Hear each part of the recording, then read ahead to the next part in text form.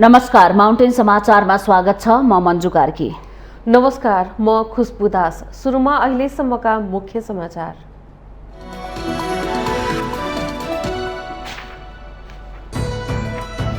प्रतिनिधि सभा बैठक पटक पटक आह्वान गर्दै स्थगित गर्ने क्रम जारी। पुस 7 गते यता प्रतिनिधि सभा बैठक बस्न सकेन। सत्ता पक्ष, सभामुख र विपक्षी सबै गम्भीर हुन आवश्यक।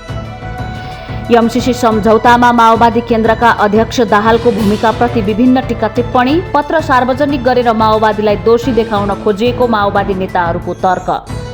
आज बस्ने नेपाली कांग्रेस केन्द्रीय कार्य सम्पादन समिति बैठक स्थानीय तह निर्वाचन केन्द्रित हुने। पार्टीका भातृ तथा शुभेच्छुक संस्थाहरूलाई गतिशील बनाउने। 5 वर्ष कार्यकाल उपभोग गर्न दिन परमादेश माग गर्दै सर्वोच्चमा दिइएको निवेदन दरपीठ। वैशाखमा चुनाव गर्दा निवेदकले दाबी गरे जस्तो 5 वर्ष कार्यकाल नघट्ने जिकिर। माध्यमिक शिक्षा परीक्षा एसईई वैशाख 9 देखि 20 गतेसम्म हुने। स्थानीय चुनावको मिति टुङ्गो लागेपछि मात्र एसईई को समय तालिका निर्धारण गरिएको राष्ट्रिय परीक्षा बोर्डको भनाई। रोमन क्याथोलिक चर्चका सेवानिवृत्त पोप बेनेडिक्टद्वारा चर्चमा भएका बाल यौन दुर्व्यवहारका घटनाहरू स्वीकार। घटनाप्रति पश्चाताप भएको भन्दै क्षमा याचना। र English club Chelsea FIFA club विश्वकप फुटबलको फाइनलमा प्रवेश। चेल्सीसँग साउदी अरेबियाको अल हिलाल 1-0 गोल अन्तरले पराजित।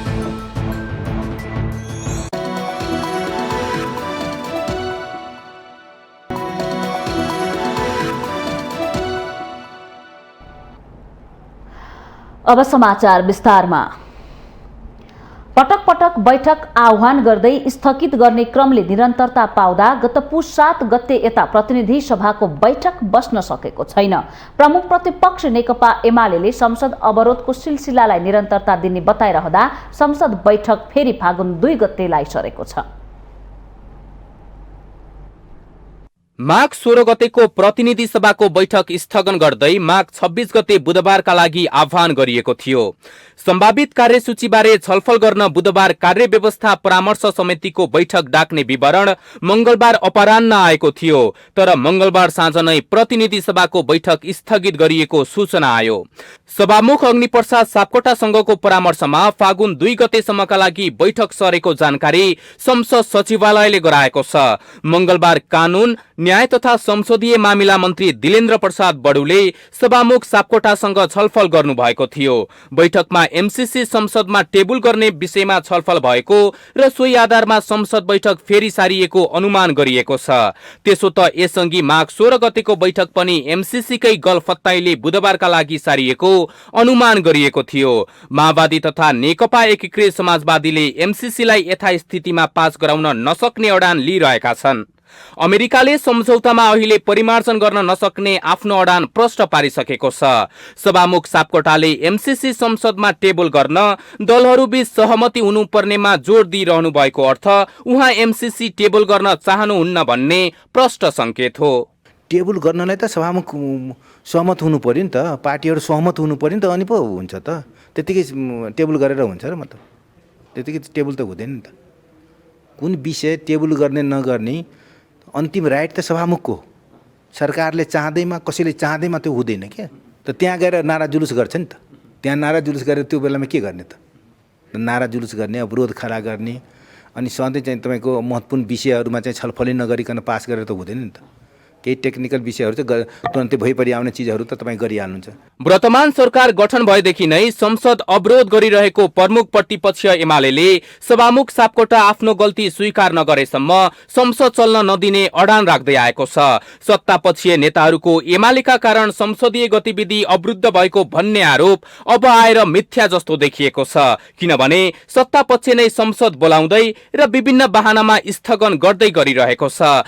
आफैले कुनै ठोस पहल कदमी लिन नसकेर संसदलाई पेन्डुलम बनाएर सत्तापक्षले एमालेको विरोधका कारण संसद अवरुद्ध भएको झुटो प्रचार गरेको आरोप एमालेले लगाउन थालेको छ। पछिल्लो घटनाक्रम हेर्ने हो भनेदेखि अस्ति 16 गतेको लागि तय गरिएको थियो। हामी सबै त्यही ढङ्गले तयारी गर्दै थियौँ। अचानक कार्यव्यवस्था परामर्श समिति पनि नबसिकन, प्रमुख प्रत्यक्षलाई जानकारी पनि नगराइकन उहाँहरूले 10 दिन सार्नुभयो। आजका लागि हामी त्यही ढङ्गले तयारी गरिरहेका थियौँ। तर आज पनि अब हिजो साँझ अबेर राति उहाँले सूचना ठाँसेर बैठक पर सार्नुभयो। प्रमुख प्रतिपक्षसँग परामर्श नै गर्नु नपर्ने र आफ्नो सुविधाअनुसार बैठकहरू सार्दै जाने, दोष चाहिँ प्रतिपक्षमाथि थोपर्दै जाने। एमसीसी संसदको एजेन्डामा राख्ने विषयमा सभामुखको भूमिकाबारे सत्तापक्षबाटै प्रश्न गर्न थालिएको छ। जानकारहरू यो राजनीतिक विषयवस्तु भएकाले सभामुखले एमसीसीलाई संसदीय प्रक्रियामा लैजानबाट रोक्न नमिल्ने धारणा राखिरहेका छन्। सभामुखको भूमिकालाई लिएर महाअभियोग लगाउनु पर्ने आवाज पनि उठिरहेको छ। एउटा देशले दिने भनिएको सहयोगकै निम्ति सिंहको संसदलाई बन्धक बनाउनु कदापि उचित होइन। यसतर्फ सत्तापक्ष, सभामुख र मुख्य विपक्षीय सबै गम्भीर हुनु जरुरी छ। माउन्टेन टेलिभिजन एसटीका लागि क्यामेरामा केशवराज श्रेष्ठका साथमा सुजन सालिसेको रिपोर्ट। सत्ता गठबन्धनको दोस्रो ठूलो दल नेकपा माओवादी केन्द्रका अध्यक्ष पुष्पकमल दाहालले अमेरिकी सहयोग परियोजना एमसीसी सम्झौतामा खेलेको दोहोरो भूमिकाप्रति पार्टीभित्रै विभिन्न टीका टिप्पणी भइरहेका छन्। एमसीसीसित एउटा व्यवहार गर्ने र सार्वजनिक कार्यक्रमहरूमा फरक अडान लिएको भन्दै सर्वत्र प्रश्न उठेपछि गठबन्धन सरकारको भविष्य नै अन्योलपूर्ण बनेको छ। अमेरिकी सहयोग सम्बन्धी सम्झौता मिलेनियम च्यालेन्ज कम्प्याक्ट एमसीसीको विषयलाई लिएर सत्ता गठबन्धन गम्भीर सङ्कटमा परेको छ। सरकारमा रहेका दलहरूबीच फरक धारणा सार्वजनिक हुँदै गर्दा प्रधानमन्त्री शेरबहादुर देउवा र माओवादी केन्द्रका अध्यक्ष पुष्पकमल दाहालले एमसीसीलाई लेखेको पत्र सार्वजनिक भएपछि गठबन्धन सङ्कटमा परेको हो। एमसीसी बारे अध्यक्षको भूमिका दोहोरो भएको र पार्टीमा समेत छलफल नभएको भन्दै नैतिक प्रश्न उठाउन थालेपछि सरकारमा बसिरहने कि फिर्ता हुने भन्ने कोणबाट समेत माओवादी केन्द्रभित्र बहस छिडिएको छ। प्रधानमन्त्री देउवा पक्षबाट सो पत्र सार्वजनिक भएको र गोपनीयता कायम नभएको भन्दै सत्ता गठबन्धनको प्रमुख घटक माओवादी केन्द्र अप्ठ्यारोमा परेको छ। तर एमसीसी सम्झौता तत्काल अनुमोदन गराउन नभई त्यसका निम्ति वातावरण बनाउन समय उपलब्ध गराइदिन मात्रै आग्रह गरेको भन्दै माओवादी केन्द्रका नेता देव गुरुङ पत्राचारको बचाउ गर्नुहुन्छ। सार्ने भनेको त अहिले पास गर्नु पर्यो भनेर उनीहरूले जो भनिरहेको थिए अहिले हामी पास गर्न सक्दैनौँ हैन। टाइम सार्नु पर्यो, 4-5 महिना टाइम सार्नु पर्यो भनेर पनि हैन। टाइम सार्नु पर्यो भनेर चाहिँ पत्राचार गर्ने कुराको बारेमा त तपाईँको त्यो कुरा त सरकारले गर्ने कुरा हो। सरकार पनि प्रधानमन्त्रीले होइन चाहिँ तपाईँको अर्थ मन्त्रालयले गर्नुपर्ने कुरा हो। अर्थ मन्त्रालयमा पनि त्यो प्रोटोकल अनुसार चाहिँ कर्मचारीले गर्नुपर्ने कुरा हो हैन। त्यहाँबाट गर्नुपर्ने कुरामा चाहिँ बेठिक ठाउँबाट चाहिँ तपाईँको पत्राचार भएपछि के हुन्छ त भन्दाखेरि अनेक भाषा शैली आदि कुराहरूमा त अलिअलि बहस त उठ्छ चाहिँ, त्यति मात्रै हो। त्यस कारणले गर्दाखेरि एमसीसीको समर्थन गरेर पत्राचार गरेको विषय पनि होइन, विरोध गरेर विषय पनि होइन, टाइम सार्नलाई गरेको विषय हो। सरकारमा रहेका दलहरूबीच फरक धारणा सार्वजनिक हुँदै गर्दा प्रधानमन्त्री शेरबहादुर देउवा र माओवादी केन्द्रका अध्यक्ष पुष्पकमल दाहालले एमसीसीलाई लेखेको पत्र सार्वजनिक भएपछि गठबन्धन सङ्कटमा परेको हो। देउवा र दाहाल दुवैले हस्ताक्षर गरेको पत्र बाहिरेपछि देउवा र दाहाल बीच भेटघाट भएको थियो। यथास्थितिमा एमसीसी पास नगर्ने प्रश्न हुँदाहुँदै पत्र सार्वजनिक गरेर माओवादी केन्द्रलाई दोषी देखाउन खोजिएको माओवादी केन्द्रका नेताहरूको गुनासो छ। तर अध्यक्ष पुष्पकमल दाहालले एमसीसी सम्झौताबारे खेलेको दोहोरो भूमिका सर्वथा आपत्तिजनक भएको विश्लेषकहरूको बुझाइ छ। अहिले जुन देव गुरुङ लगायतका लीलामणि लगायतका मान्छेहरू एमसीसीको विरुद्धमा यो राष्ट्रहितको पक्षमा छैन भनेर जे भनिराख्नु भएको छ, त्यही पार्टीको अध्यक्षले पार्टीका यी शीर्षस्थ व्यक्तित्वलाई समेत जानकारी नदिइकन अमेरिकी साम्राज्यवाद भन्नुहुन्छ उहाँहरूकै भाषामा, नेपालको सम्प्रभुता अमेरिकाको पोल्टामा परेको देखियो भनेर यो देशको कानुन मन्त्रीले फातेमा सुमारहरूलाई चिठी लेखेको छ। त्यस्तो कागजमा सहीछाप गरिसकेपछि राष्ट्रियता बच्छ कि बच्दैन भन्ने प्रश्न त देशभित्र उठ्या छ नि। त्यसैले विदेशीलाई खुसी पार्न र यता जनतालाई ढाँट्ने जे काम गर्नुभएको थियो एक्सपोज भयो। अन्य मुलुकहरूसितको सम्बन्ध तथा सहयोगका बारेमा देशका जिम्मेवार राजनीतिज्ञले आफ्नो प्रष्ट दृष्टिकोण बनाउन तथा अडान लिन नसक्दा देशको कूटनीतिक आचरण तथा प्रतिष्ठामा समेत प्रश्न उठेको छ।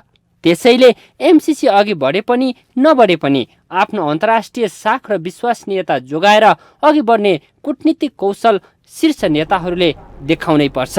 माउन्टेन टेलिभिजन एचडीका लागि बटुक राजगिरीको रिपोर्ट। नेपाली कांग्रेसले पार्टीको केन्द्रीय कार्य सम्पादन समिति बैठकमा स्थानीय तह निर्वाचन केन्द्रित भएर छलफल गर्ने भएको छ। बुधबार बसेको कांग्रेस पदाधिकारी बैठकले आजका लागि बोलाएको केन्द्रीय कार्य सम्पादन समितिको बैठकमा स्थानीय तह निर्वाचन केन्द्रित भएर छलफल गर्ने एजेन्डा तय गरेको छ। स्थानीय तह निर्वाचनमा पार्टीलाई कसरी सशक्त बनाउने भन्ने विषयमा केन्द्रित भएर केन्द्रीय कार्य सम्पादन समितिको बैठकको एजेन्डा तय गरेको पार्टीका प्रवक्ता डाक्टर प्रकाश शरण महतले जानकारी दिनुभएको छ। बैठकमा कोरोना कारण स्थगित 16 जिल्लाको अधिवेशन सम्पन्न गराउने र पार्टीका भातृ तथा शुभेच्छुक संस्थाहरूलाई गतिशील बनाउने गरी आवश्यक निर्णय गर्ने एजेन्डा पनि राखिएको छ। प्रवक्ता महतले भातृ तथा शुभेच्छुक संस्थालाई पूर्णता दिई गतिशील बनाउने विषयमा पनि सो बैठकमा छलफल हुने बताउनुभयो।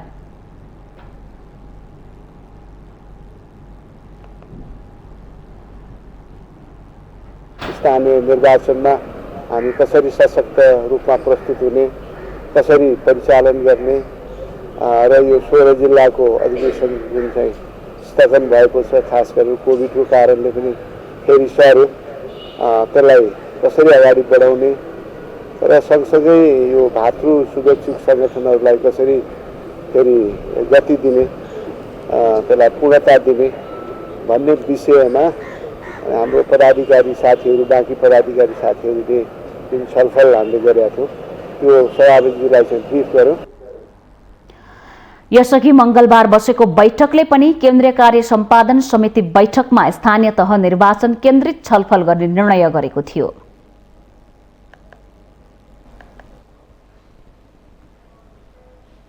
मोहन वैद नेतृत्वको नेपाल कम्युनिस्ट पार्टी सहित साना वामपन्थी दलले अमेरिकी सहायता कार्यक्रम एमसीसीको विरोधमा बुधबार निकालेको विरोध प्रदर्शन गरेका छन्। नेकपा क्रान्तिकारी माओवादी, नेकपा मसाल र नेपाल कम्युनिस्ट पार्टी लगायत 6 कम्युनिस्ट पार्टी र 2 मोर्चाले एमसीसी सम्झौता विरुद्ध माइतीघर मण्डला सहित देशभर विरोध प्रदर्शन गरेका हुन्। उनीहरूले बानेश्वर स्थित संसद भवन घेराउ समेत गरेका थिए। प्रदर्शनपछि सञ्चार माध्यमलाई प्रतिक्रिया दिँदै राष्ट्रिय जनमोर्चाका अध्यक्ष चित्रबहादुर केसीले अमेरिकाले एमसीसीका नाममा खसी देखाएर फर्सी भिडाउन खोजेको आरोप लगाउनु भएको हो। अध्यक्ष केसीले अमेरिकाले दिने पैसा नेपालमा आएर विकास हुने भए नेपाली जनताहरू एमसीसीको विपक्षमा नउत्रिने बताउँदै अमेरिकाले आफ्नो स्वार्थ पूर्तिका लागि एमसीसी परियोजना नेपाललाई भिडाइरहेको बताउनुभयो। हेडा हुन्, बेकुब हुन्, त्यो पैसा आएर यहाँ चाहिँ नि विकास हुने भए, विद्युतको विकास हुने, बाटोको विकास हुने भएपछि नेपाली जनताले यस्तो जुलुस गर्नुपर्ने, विरोध गर्नुपर्ने हामीलाई चाहिन्न भन्ने कुरा आउँथ्यो। होइन नि, देखाउने खसी खुवाउने फर्सी हो अमेरिकाको। यहाँ उसले तपाईँ चाहिँ यो एमसीसीको माध्यमबाट नेपाललाई तपाईँ चाहिँ आफ्नो रणनीतिक योजनाभित्र राख्न चाहन्छ। त्यसैगरी प्रदर्शनमा सहभागी अन्य कार्यकर्ताहरूले एमसीसी पारित गर्नु भनेको देशको राष्ट्रियता, सार्वभौमिकता र अखण्डताको बिक्री गर्नु भएको भन्दै एमसीसीको सम्झौताले देश हार्ने बताएका छन्। रणनीतिक इन्डो पेसिफिक रणनीति अन्तर्गतको कार्यक्रम अन्तर्गत यिनीहरूले सम्झौता गर्न खोजेको हुनाले यो देशलाई हामीले त्यस अन्तर्गत रहन दिँदैनौँ, जान दिँदैनौँ भन्ने हिसाबले यो एमसीसी चाहिँदैन, देश बेच्न पाइँदैन भन्ने नाराका साथमा यहाँ आएको छु। हामीले अरू केही भनेका होइनौँ कि यदि यो एमसीसी इन्डो पेसिफिक स्ट्रेटेजीको अङ्ग हो भने नेपाली जनतालाई त्यो कदापि स्वीकार्य हुन सक्दैन। हामी ती दुईटा विशाल साम्राज्यवादी देशहरूको बीचमा यदि हामी पर्यौँ भने भोलि नेपालको न जनता रहन्छ न नेपालको माटो रहन्छ। पछिल्लो समय एमसीसीको विषयले उच्च प्राथमिकता पाइरहेका बेला राजधानीमा मात्र नभएर देशभर नै एमसीसीको चर्को विरोध हुँदै आएको छ।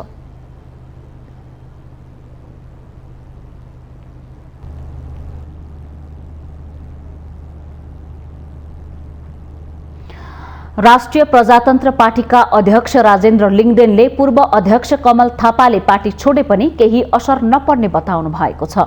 अध्यक्ष लिङदेनले पूर्व अध्यक्ष थापाले पार्टी परित्याग गरे पनि पार्टीको आगामी जीवनमा केही फरक नपर्ने बताउनु भएको हो। राप्रपा अझै दृढ र संगठित ढंगले अगाडि बढ्ने लिङदेनको भनाइ छ। उहाँले निवर्तमान अध्यक्ष थापाको पार्टी परित्यागको घटनाबाट विचलित नहुनका लागि नेता कार्यकर्ताहरूलाई आह्वान गर्दै पार्टीलाई शक्तिमा रूपान्तरण गरेर अगाडि बढ्ने र पार्टीको महत्त्वपूर्ण जिम्मेवारीमा रहेका नेताहरूले त्यस प्रकारको काम नगर्नेमा विश्वास व्यक्त गर्नुभएको छ। हाम्रो आगामी जीवनमा अगाडि बढ्ने हाम्रो गतिमा यसले फरक पार्दैन। हामी अझ दृढ, अझ सङ्गठित र अझ सशक्त भएर अगाडि बढ्छौँ। हामीले सबै साथीहरूलाई आह्वान पनि गरेका छौँ र मलाई के विश्वास छ भने यो छोड्ने क्रममा पार्टीका खास गरी महत्त्वपूर्ण जिम्मेवारीमा रहनुभएका कसैले पनि यो खालको कामहरू गर्नुहुने छैन। अहिले भूमिकाविहीन रहेका केही साथीहरूले यस प्रकारको निर्णय गरेको सुन्नमा आएको छ र अरू साथीहरूलाई पनि हामी आग्रह गर्छौँ, उहाँहरूलाई पनि आग्रह गर्छौँ र आम हाम्रा नेता कार्यकर्ता र शुभेच्छुक साथीहरूलाई आह्वान गर्छौँ कि यो घटनाबाट कसैले पनि विचलित हुनु पर्दैन। पूर्व अध्यक्ष थापाले राप्रपा छोड्न गरेको निर्णय उहाँहरूको एकल निर्णय भएको अध्यक्ष लिङदेनको दावी छ। यसैबीच राष्ट्रिय प्रजातन्त्र पार्टी राप्रपाको केन्द्रीय पदाधिकारी बैठक आज बस्दैछ। प्रवक्ता मोहन श्रेष्ठका अनुसार आज बिहान 11:30 बजे पार्टी कार्यालय धुम्बराहीमा बैठक बस्न लागेको हो।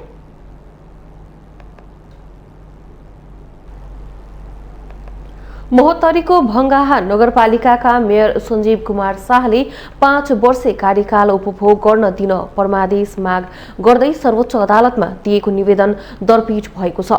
सरकारले घोषणा गरेको स्थानीय तहको निर्वाचनको मितिमा आफ्नो कार्यकाल पूर्ण नहुने भन्दै मेयर शाहले निर्वाचन आयोग विरुद्ध मुद्दा दर्ताका लागि निवेदन दिनुभएको हो।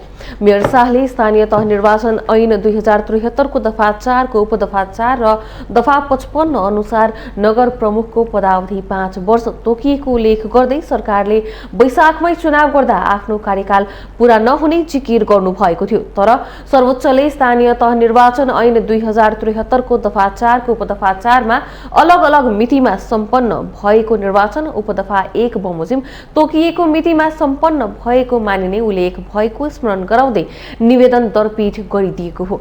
सरकारले वैशाखमा चुनाव गर्न मिति तोकेको निर्णयले निवेदकले दाबी गरे जस्तो 5 वर्षे कार्यकाल घटाउने सम्भावना नभएको भन्दै सर्वोच्चले मेयर शाहको निवेदनलाई आधारहीन भनेको छ। माउन्टेन समाचारमा पालो भएको छ विश्रामको।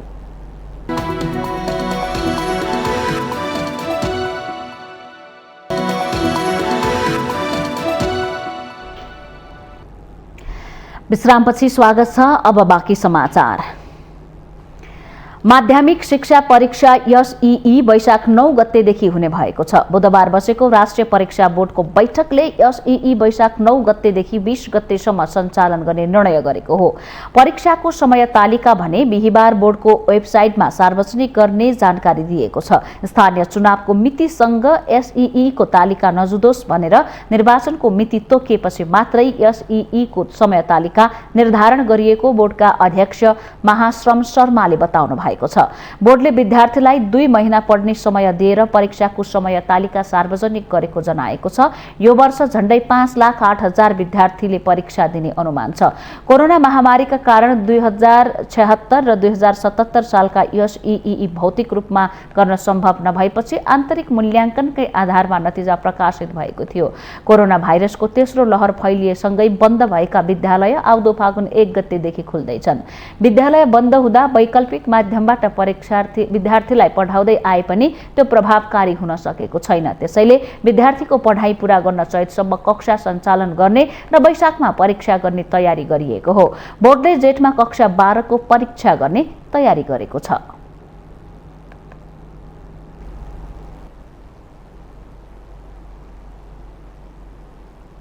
स्वास्थ्य तथा जनसङ्ख्या मन्त्री विरोध खतिवडाले 5 देखि 11 वर्ष उमेर समूहका बालबालिकाका लागि कोरोना विरुद्धको फाइजर खोप ल्याउन लागि बताउनु भएको छ।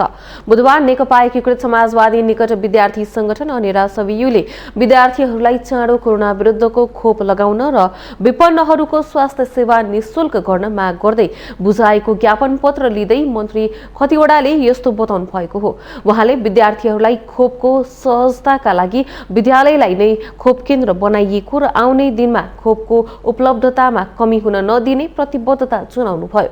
मन्त्री खतिवडाले सरकार कोरोना विरुद्धको खोप दिनका लागि तयार रहेको र विद्यार्थीहरूलाई खोप लगाउन प्रेरित गर्न विद्यार्थी संगठनले भूमिका खेल्नुपर्ने बताउनुभयो।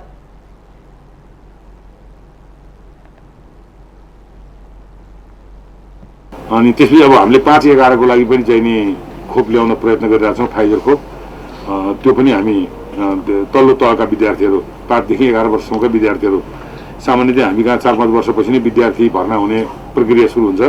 त्यसलाई पनि हामी सहज ढङ्गले नै लाउँछौँ र यसको उपलब्धतामा कमी हुँदैन र चाहिँ अहिले जसले खोप लगाइरहनु भएको छ 12-18 समूहकाहरू उहाँहरूले अब चाहिँ नि दोस्रो डोज पनि लाउन सुरु गरिसक्नु भएको छ। यसको फेरि अवधि पनि छोटो छ, 21 दिन।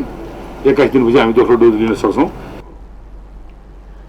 विपन्नहरूलाई अहिले पनि निःशुल्क उपचार गरिरहेको बताउँदै धेरै मानिसहरू गाउँपालिकाबाट विपन्नताको कागजपत्र लिएर नआउँदा र उनीहरूलाई सूचना प्रवाह हुन नसक्दा निःशुल्क उपचारबाट वञ्चित भएको बताउनुभयो।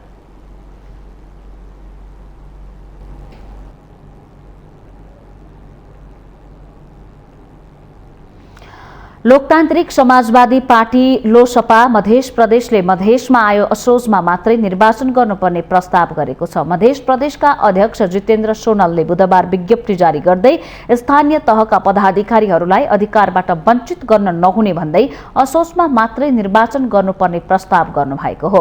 लोसपाका मध्य अध्यक्ष सोनलले स्थानीय पदाधिकारीहरूको 5 वर्ष पदावधिलाई लक्षित गर्दै सरकार निर्वाचन आयोग सहित सरोकार पक्षको ध्यानाकर्षण गराउनु भएको छ। वैशाख 30 गतेका लागि स्थानीय तह निर्वाचन घोषणालाई सकारात्मक भन्दै प्रतिक्रिया दिँदै अध्यक्ष सोनलले मध्य प्रदेशमा 2074 असोज 2 गते निर्वाचन भएकोले 5 वर्ष कार्यविधि पूरा नभई निर्वाचन गर्दा संविधानको मर्म विपरीत हुने उल्लेख गर्नुभएको छ। मध्य प्रदेशमा विगतमा भएको स्थानीय तहको निर्वाचनको मिति 2074 असोज 2 गतेलाई दृष्टिगत गरी निर्वाचन पदाधिकारीको 5 वर्षको पदावधि संविधानको धारा 215(6), 216(6) र 220(5) अनुसार हुने भएकोमा कुनै निर्वाचित पदाधिकारीको बिना कारण एक दिन पनि अधिकारबाट वञ्चित गर्न संविधानको मर्म र भावना विपरीत हुने हुँदा यस सन्दर्भमा नेपाल सरकार, निर्वाचन आयोग, सम्बन्धित पक्ष एवं अन्य सरोकारवाला समेतको ध्यान आकृष्ट गर्न चाहन्छौं भनेर जारी विज्ञप्तिमा उल्लेख गरिएको छ।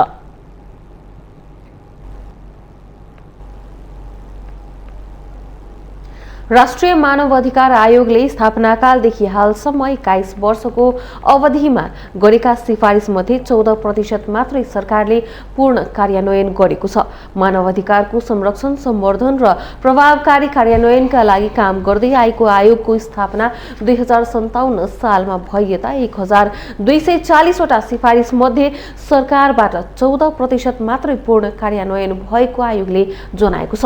पूर्ण उल्लङ्घनका घटनाहरू राष्ट्रिय मानव अधिकार आयोगले छानबिन गरी सरकारलाई कार्यान्वयनका लागि सिफारिस गर्ने गरेको छ। तर आयोगले गरेका 86% सिफारिस सरकारले कार्यान्वयन गरेको छैन। आयोगका कायम मुकायम सचिव मुरारी खरेलले आयोगले स्थापनाकालदेखि हालसम्म 21 वर्षको अवधिमा गरेका सिफारिस मध्ये 14% सिफारिसको मात्रै सरकारले पूर्ण कार्यान्वयन गरेको जानकारी दिनुभएको हो। आयोगका सिफारिस मध्ये 38% आंशिक कार्यान्वयन भएको छ, तर 48% सिफारिसमाथि कार्यान्वयनको अवस्था के छ त्यसको प्रगति आयोगसँग नरहेको, किन नरहेको भनेर सोधी खोजी गर्दा कार्यान्वयनको चरणमा छन् भन्ने जवाफ आउने गरेको कायम मुकायम सचिव मुरारी खरेलको भनाइ छ। आयोगका अध्यक्ष तप बहादुर मगरले आयोगका सिफारिस कार्यान्वयनका लागि निरन्तर सरकारलाई ताकेता र नागरिक समाजसँग छलफल गरिरहेको बताउनुभयो। आयोगमा पछिल्लो पटक पदाधिकारी आएपछिको 1 वर्षको अवधिमा नीतिगत 4 र उजुरीगत 51 वटा सिफारिस गरिएको छ। 1 वर्षको अवधिमा आयोगले 6 वटा कानून निर्माण पुनरावलोकन गरेको छ।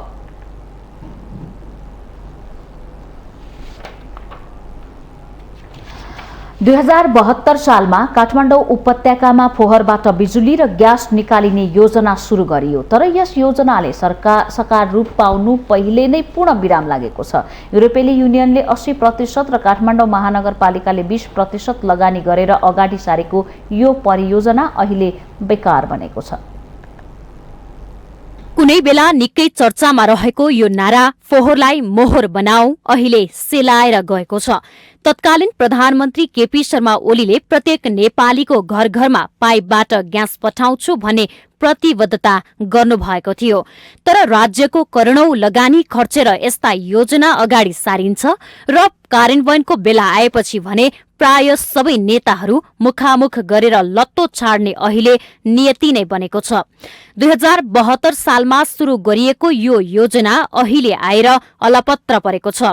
काठमाडौँ महानगरका प्रवक्ता ईश्वरमान डंगोलले फोहोर व्यवस्थापन गरेर बिजुली र ग्यास निकालिने भनेर ल्याइएको उपकरणहरूमा प्राविधिक समस्या आएकाले अहिले यो योजनालाई निरन्तरता दिन नसकेको जानकारी दिनुहुन्छ।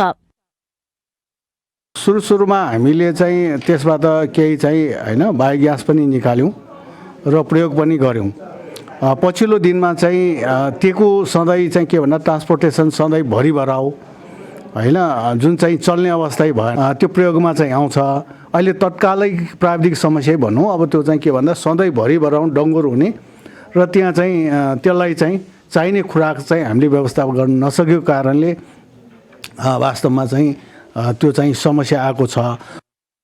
जुन जोगी आए पनि कानै चिरेको भने झैं जसको सरकार आए पनि जनतालाई हर्ष न विस्मात भएको नागरिकले महसुस गरेका छन्। बाहिरी मुलुकको विद्युत र इन्धनको भर पर्न अब नपर्ने भो भन्दै खुशी देखिएका नागरिकहरूका लागि अन्ततः फोहोरबाट बिजुली निकालिने कुरामा मात्रै सीमित रह्यो। ग्यास निकालिसकेपछि बाँकी फोहोरहरू छनौट गरेर फोहोरहरूलाई चाहिँ मलको रूपमा पनि प्रयोग गर्दा झनै राम्रो हुन्छ। सरकारले यस्तो गर्न नसकेकोमा मलाई पनि अलि दुःख लाग्छ। हजुर, त्यस्तो हाम्रो नेपालमा पनि त्यस्तो फोहोरहरूलाई चाहिँ पेलेर ग्यास बनाउने नयाँ नयाँ सबैको घर घरमा पुर्याउने हो भने चाहिँ हाम्रो देश चाहिँ एकदमै विकास उन्मुखमा परिवर्तन हुन्छ हैन। अब सरकारले पनि बनाउँछौँ मात्र ठुल्ठुलो हावाको कुराहरू गर्नुहुन्छ, तर बनाइदिनुहुन्न। यो चाहिँ एकदमै सरकारको कमजोरी पक्ष हो। काठमाडौँ उपत्यकामा रहेको फोहोर व्यवस्थापन गर्नकै निम्ति यसलाई इन्धनमा परिणत गर्ने योजना अगाडि बढाइएको वातावरण विभागकी प्रमुख सरिता राईको भनाइ छ। उहाँका अनुसार अहिले बिग्रिएको उपकरणको परीक्षण गरेर प्रक्रिया अगाडि बढ़िरहेको छ। ल्यान्डफिल्ड जाने फोहोरको मात्रा घटाउने र काठमाडौँ उपत्यकाको फोहोर एकीकृत ढंगबाट व्यवस्थापन गरिने लक्ष्यका साथ प्रारम्भ गरिएको यो योजनाको प्रतिफल जनताले छिट्टै पाउने पनि उहाँको दाबी छ। प्राविधिक गडबडी आएको कारणले त्यो हाम्रो इन्जिनियरहरूले अहिले हेर्दै हुनुहुन्छ। त्यसलाई चाहिँ अब फेरि सञ्चालन गर्नुपर्छ यो चाहिँ भन्ने चाहिँ एउटा हाम्रो पनि मनसाय हो। फेरि पनि अब यो चाहिँ सञ्चालन हुनपर्छ। एउटा सानो स्केलमा भए पनि तपाईँको चाहिँ नमुनाको रूपमा भए पनि यसलाई चाहिँ फेरि अगाडि बढाउनुपर्छ। ल्यान्डफिल साइड जाने फोहोरको मात्रा चाहिँ घटाउने र काठमाडौँको फोहोर चाहिँ एकीकृत ढङ्गमा व्यवस्थापन गर्ने। फोहोरबाट बिजुली र ग्यास निकाल्ने कुरा महानगरको टाउको दुखाइको विषय बन्दै एकादेशको कथा जस्तै बन्न पुगेको छ।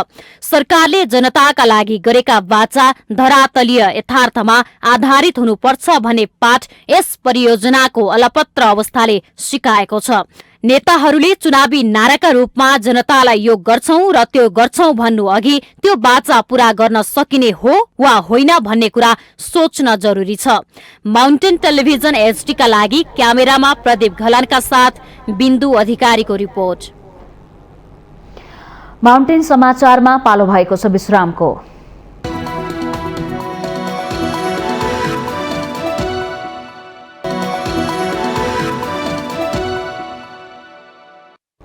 विश्रामपछि स्वागत छ। अब बाँकी समाचार। स्थानीय तहमा जनप्रतिनिधिहरू आएको 5 वर्ष पूरा हुन लागेको छ, तर उनीहरूले निर्वाचनमा गरेका बाचाहरू केही पूरा भएका छन् भने केही अझै बाँकी नै छन्। अधिकांश आम नागरिकले स्थानीय तहमा जनप्रतिनिधि आएको अनुभव गर्न नपाएको गुनासो समेत गर्ने गरेका छन्। तर दाङको गढवा गाउँपालिकाका स्थानीय पनि जनप्रतिनिधिको कामप्रति सन्तुष्ट छन्। दाङका 10 स्थानीय तहमध्ये भारतसँग सिमाना जोडिएको गढवा गाउँपालिका विकट क्षेत्रमा पर्दछ। निर्वाचनको समयमा जनप्रतिनिधिहरूले आफ्नो कार्यकालमा धेरै विकास निर्माणका काम गर्ने भनेर मतदातालाई आश्वासन दिएका थिए। उनीहरूले जनताको लागि नभई आफ्नो लागि मात्र काम गरेको आम गुनासो छ। तर गढवाका जनप्रतिनिधिहरूले करिब 5 वर्षको अवधिमा भने गरेको कामप्रति स्थानीय खुसी छन्। ठुलो काम एकैचोटि हुने त होइन, धीरे धीरे हुने विकास भइरहेछ। यहाँभन्दा राम्रो विकास के हुने त? अब फेरि आउनेलाई गरिहाल्ला, अब यो त धेरै भएको हो। हामी त सन्तुष्टि छौँ कि बाटोघाटो अझै पनि राम्रो होला भन्ने हाम्रो सुझाव छ। अरू आउने प्रतिनिधिहरूले पनि राम्रो काम गरून्। गढवा बजार हामी आउँदाखेरि यति सुन्दर यस्तो उयो थिएन, अहिले चाहिँ बाटोघाटो पनि राम्रो भएको छ। पहिलाभन्दा धेरै राम्रो भएको छ सर। अहिले ठिक छ, सन्तोषजनक छ सर। अहिलेसम्म हाम्रो गढवा गाउँपालिकामा पदन्सको हस्पिटल बनिएको छ, एउटा चाहिँ राम्रो छ। पहिला गढवा बजार आउनको लागि डुङ्गा तरेर आउनु पर्थ्यो राप्तीमा। अहिले चाहिँ पुल बनेर सहज तरिकाले आउन सकिन्छ। बाटोहरू कच्ची बाटो थियो, अहिले पिच भइरहेको छ अनि धेरै विकसित भइरहेको छ गढवा बजार। जनप्रतिनिधि हामीले जसलाई चुनेर पठायौँ नि उहाँहरूले नै गर्नुभएको हो।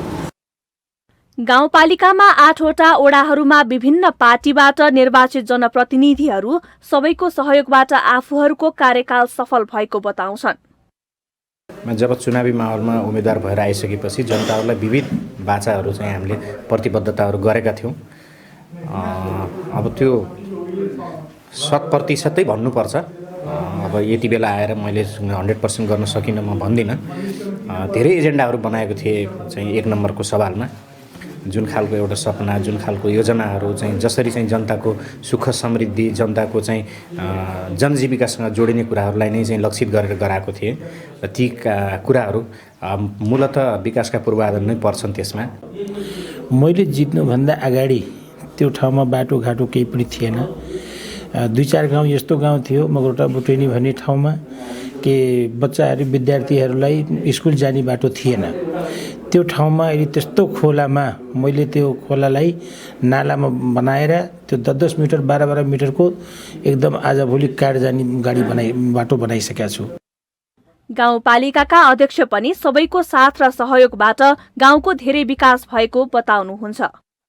कसरी जाउँ भन्ने किसिमको सुझाव लियौँ र उहाँहरूले सबैले सुझाव दिनुभयो। सबैले सुझाव दिएपछि अब यो सबैले कार्यान्वयन गर्नुपर्छ, किनभने यो एकजनाको सुझाव होइन, यो त सबैले हामीले सुझाव दिइसकेपछि सबैले सहयोग गर्नुपर्छ भन्ने एउटा वातावरण बन्छ। र त्यो वातावरण बन्यो भने सबैले साथ दिने रहेछन् र त्यसपछि त्यो काम अगाडि बढ्दो रहेछ।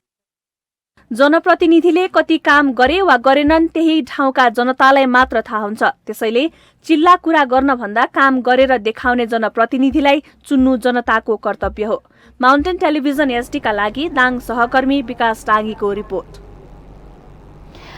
इलाममा निर्माण भएको फाल्गुनानन्द सुकी लुम्बा विमानस्थल विमान उडाउन सक्षम भएको छ। बुधबार गरिएको परीक्षण उडानले यस विमानस्थलबाट उडान गर्न उपयुक्त ठहरिएको हो। सुकी लुम्बा विमानस्थलबाट बुधबार भएको परीक्षण उडान सफल भएको छ। विमानस्थलको धावन मार्ग कालोपत्रे भएपछि इलाम नगरपालिका 9 सेरामा रहेको फाल्गुनानन्द सुकी लुम्बा विमानस्थलमा नेपाल वायुसेवा निगमको विमानले परीक्षण उडान गरेको हो। यसअघि धावन मार्ग पक्की नभई तारा एयरले 2075 सालमा परीक्षण उडान गरेको थियो।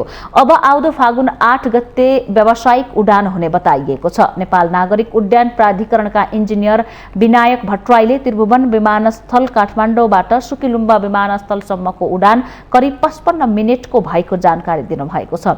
निगमको तर्फबाट क्याप्टेन पेम्बा शेर्पा र रक्षित मल्ल लगायतको प्राविधिक टोलीले परीक्षण उडान गरेको हो।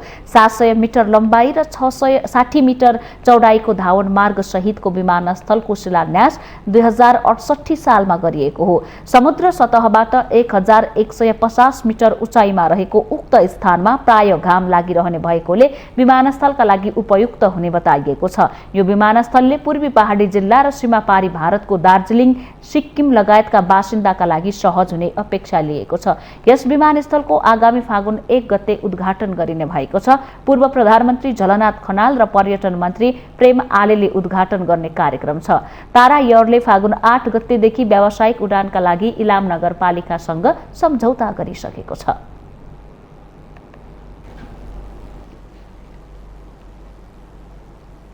बीपी कोइराला स्वास्थ्य विज्ञान प्रतिष्ठान धरानका बहालवाला पदाधिकारीलाई रोकेर मन्त्रालय र महालेखाबाट कर्मचारी पठाउने निर्णय गरेपछि आर्थिक कारोबार ठप्प भएको छ। आर्थिक कारोबार रोकिँदा दैनिक प्रशासनिक मात्र होइन, अस्पताल सेवातर्फको काम पनि प्रभावित हुन थालेको छ। आर्थिक प्रशासन महाशाखा प्रमुख मोहन कुमार राईका अनुसार सरकारको निर्णयले अन्यल बढाएको हो। सरकारले पठाएको कर्मचारीलाई प्रतिष्ठाको ऐन नियमावलीले आर्थिक कारोबार गर्ने अधिकार दिएको छैन। प्रतिष्ठाको ऐन र नियमावली अध्ययनपछि सरकारले पठाएका डाक्टर श्याम सुन्दर यादव पनि अधिकारविहीन अवस्थामा रहेको कारण फर्किनु भएको छ। पदाधिकारीलाई सरकारले काम गर्न रोकेको र डाक्टर यादवले पनि काम गर्ने अवस्था नभएपछि सबै कारोबार ठप्प भएको हो। आर्थिक कारोबार नहुँदा स्पाइनल, मुटु क्यान्सर लगायतको उपचारमा 1 लाखसम्मको उपचार खर्च अन्तर्गतको औषधि किनेर शोध भर्ना पाउनुपर्ने रकम बिरामीले पाउन सकेका छैनन्।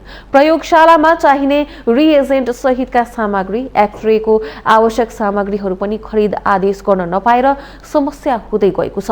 अक्सिजनको साना सिलिन्डर बाहिर भरेर ल्याउन नपाउँदा पनि समस्या बढ्दै गएको छ भने बिरामीहरूलाई खुवाउने खानाको सामग्री, बिग्रिएको सामान मर्मत गर्ने लगायतका कामहरू ठप्प छ। आर्थिक प्रशासनको काम रोकिएको जस्तो देखिए पनि समग्रमा अस्पताल सेवालाई नै प्रभावित बनाइरहेको खरिद शाखा प्रमुख सागर ताम्राकरले बताउनुभयो। खरिद शाखाका अनुसार प्रतिष्ठाले वर्षभरि आवश्यक पर्ने सामानको टेन्डर गरेको हुन्छ। म्याद गुज्रने, सामान राख्न ठाउँ अभाव हुने, एकैपटक धेरै रकम भुक्तानी गर्नुपर्ने लगायत समस्याले गर्दा टेन्डर पछि सम्झौता गरेर 3-4 महिनामा खरिद आदेश मार्फत ती सामान ल्याउने गरिएको हुन्छ। अहिले पदाधिकारीहरू नभएकाले खरिद आदेश स्वीकृत गर्न नसक्दा अस्पताल सेवा नै प्रभावित भएको छ। कतिपय अति आवश्यक सामानहरू कर्मचारीहरूले आफैले भविष्यमा भुक्तानी हुन्छ भन्दै आपूर्ति गरिरहेका छन्।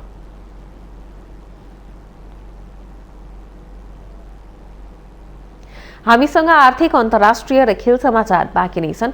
माउन्टेन समाचारमा पुनः पालो भएको छ विश्रामको।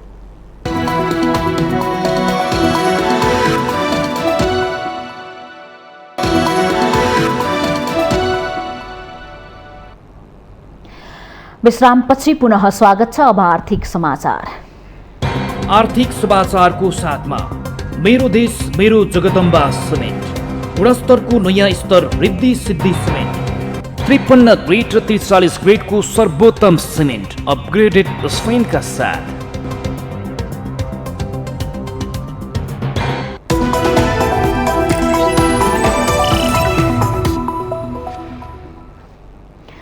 शेयर बजार परिसूचक नेप्सेले बुधबार पनि ओह्रालो यात्रालाई निरन्तरता दिएको छ। अघिल्लो कारोबार दिन 16.30 अङ्कले घटेको नेप्से बुधबार 22.11 अङ्कले घटेर 2813.47 बिन्दुमा झरेको छ। नेप्सेसँगै कारोबार रकममा पनि कमी आएको छ। अघिल्लो कारोबारको दिन 6 अर्ब भन्दा बढीको शेयर खरिद बिक्री भएको बजारमा बुधबार 223 कम्पनीका 65,20,000 किता शेयर 3 अर्ब 47 करोड रुपैयाँमा किनबेच भएको छ। नेप्सेसँगै कारोबार रकम पनि घटेकोले लगानीकर्ताहरूले बिक्री गर्न नचाहेको संकेत गर्ने जानकारहरू बताउँछन्। अघिल्लो कारोबार दिन सर्वाधिक घटेको लिबर्टी इनर्जीको शेयर मूल्य बुधबार 3.08% बढेको छ। त्यसैगरी 21% बोनस शेयर वितरण गर्ने घोषणा गरेको आरम्भ चौतारी लघुवित्तको शेयर मूल्य 2.80% बढेको छ। बुधबार बुद्ध भूमि नेपाल हाइड्रो पावरको मूल्य सर्वाधिक 6.64%ले घटेको छ। त्यसैगरी Nepal hydro developers, Saptakoshi development bank र विन नेपाल लघुवित्तको मूल्य 3% भन्दा बढीले घटेको छ। बुधबार 13 वटै उपसमूहको परिसूचक घटेको छ, जसमध्ये वित्त, लगानी, निर्जीवन बीमा र व्यापार उपसमूहको परिसूचक 1% भन्दा बढी घटेको छ। कारोबार रकमका आधारमा बुधबार अरुण भ्याली हाइड्रो पावर शीर्ष स्थानमा रहेको छ। सो कम्पनीको 18 करोड 61 लाख रुपैयाँको शेयर खरिद बिक्री भएको छ।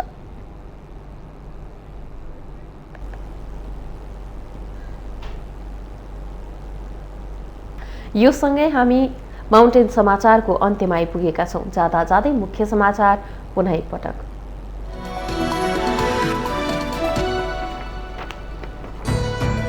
प्रतिनिधि सभा बैठक पटक पटक आह्वान गर्दै स्थगित गर्ने क्रम जारी। पुस 7 गते यता प्रतिनिधि सभा बैठक बस्न सकेन। सत्ता पक्ष, सभामुख र विपक्षी सबै गम्भीर हुन आवश्यक। एमसीसी सम्झौतामा माओवादी केन्द्रका अध्यक्ष दाहालको भूमिकाप्रति विभिन्न टीका टिप्पणी। पत्र सार्वजनिक गरेर माओवादीलाई दोषी देखाउन खोजेको माओवादी नेताहरूकै तर्क। आज बस्ने नेपाली कांग्रेस केन्द्रीय कार्य सम्पादन समिति बैठक स्थानीय तह निर्वाचन केन्द्रित हुने। पार्टीका भातृ तथा शुभेच्छुक संस्थाहरूलाई गतिशील बनाउने। 5 वर्ष कार्यकाल उपभोग गर्न दिन परमादेश माग गर्दै सर्वोच्चमा दिइएको निवेदन दरपेट। वैशाखमा चुनाव गर्दा निवेदकले दावी गरे जस्तो 5 वर्ष कार्यकाल नघट्ने जिकिर। माध्यमिक शिक्षा परीक्षा एसईई वैशाख 9 देखि 20 गतेसम्म हुने। स्थानीय चुनावको मिति टुङ्गो लागेपछि मात्र एसईई को समय तालिका निर्धारण गरिएको राष्ट्रिय परीक्षा बोर्डको भनाई। रोमन क्याथोलिक चर्चका सेवानिवृत्त पोप बेनेडिक्टद्वारा चर्चमा भएका बाल यौन दुर्व्यवहारका घटनाहरू स्वीकार। घटनाप्रति पश्चाताप भएको भन्दै क्षमा याचना। र English club Chelsea FIFA cup club विश्वकप फुटबलको फाइनलमा प्रवेश। चेल्सीसँग साउदी अरेबियाको अल हिलाल 1-0 गोल अन्तरले पराजित।